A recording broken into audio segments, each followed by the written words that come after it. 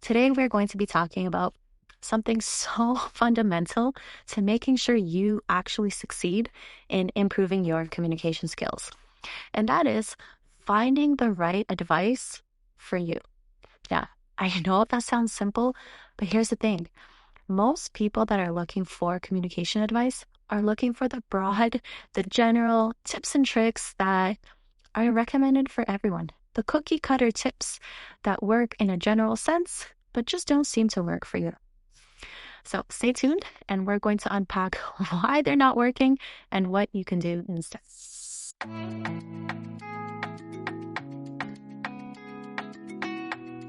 Welcome to your 5-letter word. I'm your host, Christina, and in each episode, we explore how intentional communication and a strong mindset can transform your business, your relationships, and your personal growth. Whether we're covering communication strategies or sharing tips to shift your mindset, this podcast will help you learn to create more meaningful conversations in your life so that you can deepen your relationships and grow your business. So sit back, relax, and soak in the insights as we dive into today's conversation.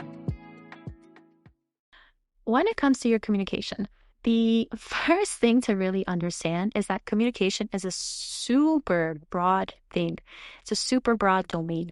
There are so many different types of communication styles, but more importantly, there are so many different types of communication contexts. So when you're looking to improve your public speaking, you first need to get really, really clear on what your context is. What type of communication help do you even need?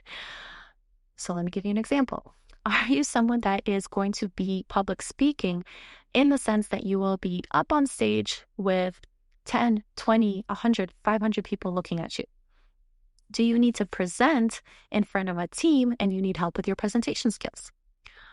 Are you struggling perhaps in your relationship and you need help talking to your partner?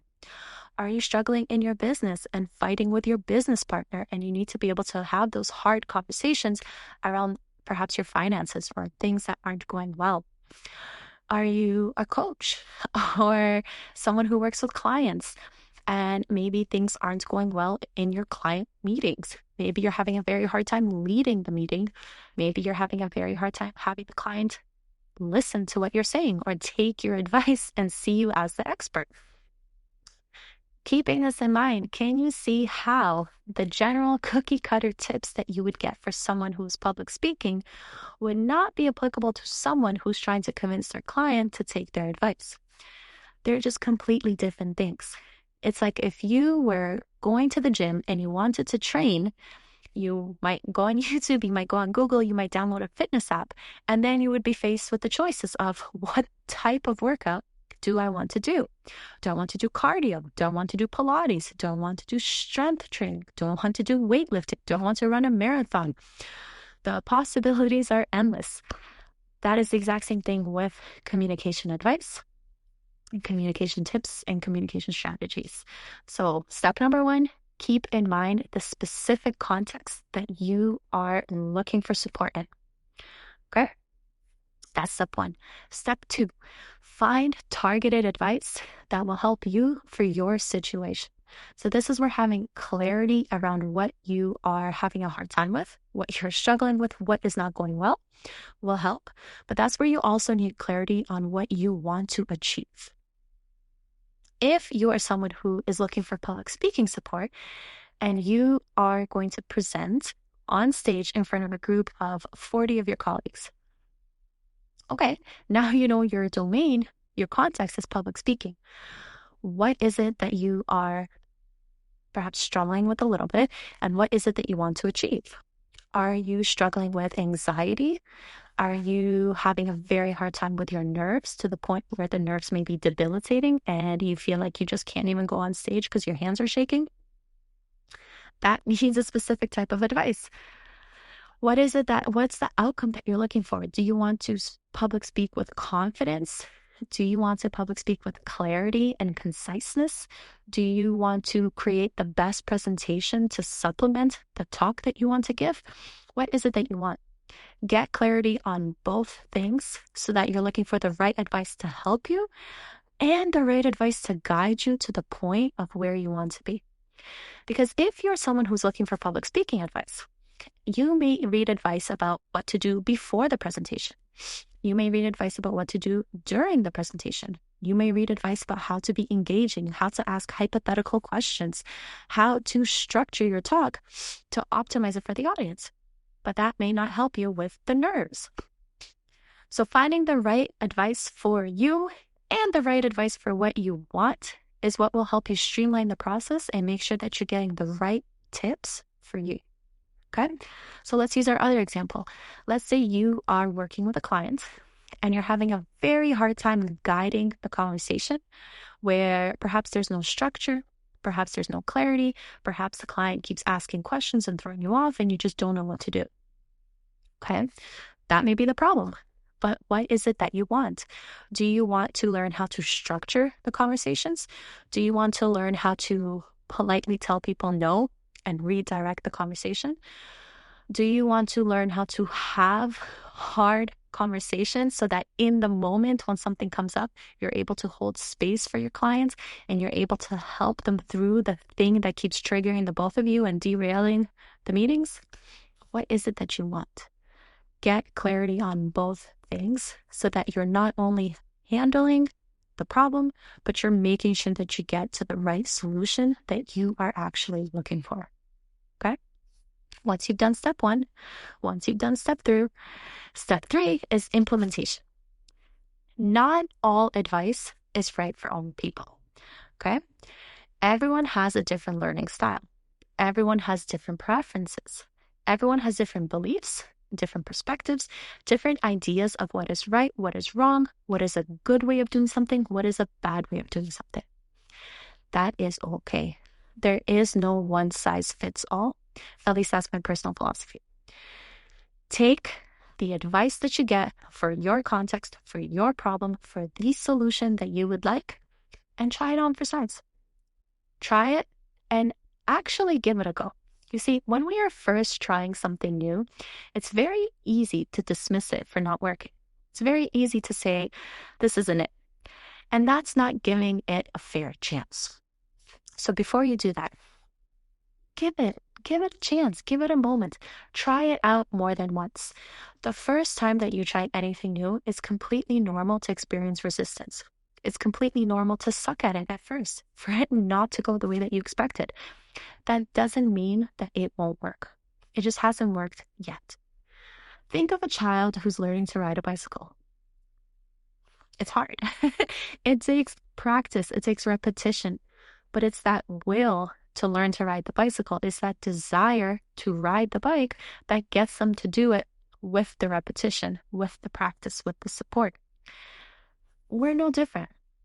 So let's say you are learning some strategies to give structure to the meeting.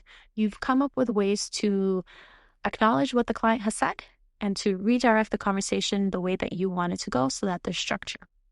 Well, it's not surprising if the very first time you try it, you feel uncomfortable, you feel awkward, you feel nervous, maybe you fumble, maybe you say it quietly because that anxiety hits you. Maybe the client doesn't react well to it because it's the first time they've heard you do it and they're so used to being in their own world and directing the conversation with where they want it to go. And that's okay. That doesn't mean it won't work for you. You just have to try it a few more times to give it that realistic chance of, is this for me or is this not for me? Okay? So keeping in mind that everyone is different, everyone has different preferences and different learning styles and all that good stuff, some stuff actually will not be for you. And that is totally fine. It does not mean that there's anything wrong with you. Not at all. It just means that that tip, that piece of advice didn't resonate with you or your beliefs or your values or your way of doing things. That doesn't mean that other advice won't. Okay? So you've narrowed down your context. You've thought about your pain. You've thought about the thing that you want. And then you've found the advice for that, for the pain and for the solution. And then you try it. And you try it. You take some of it. It seems to start to work. You keep it. And you keep going with it. it doesn't work, it doesn't align with your values, it feels really icky, you just can't shake the resistance, not a problem. You leave that piece of advice and you move on to the next one.